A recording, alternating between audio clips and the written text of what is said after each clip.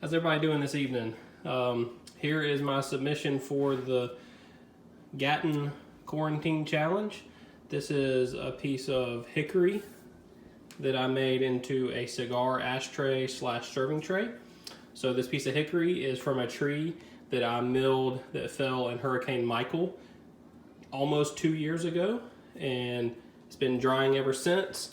This was an offcut for a table that I'm doing for a customer, and one of my buddies has been bugging me about making something like this, so we both kind of got down in the shop and just brainstormed a few ideas, and he drew up this little graphic for me, and I scanned that in, and I had to straighten up some lines with the software, which is VCarve Pro, and so this is all handwritten here, and then I used the laser that we've got, the JTech laser on our Ox open source CNC, which was our first CNC my dad built, and then the rest of this was all milled on the Gatton.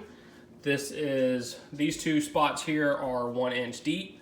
The whole piece is 1.5 inches, or sorry, 2 1/8 thick. I used a 1 inch end mill or 3/4 inch end mill for both of these holes, and then finished it up with a 1/4 inch ball nose to give it a nice rounded effect in the bottom of the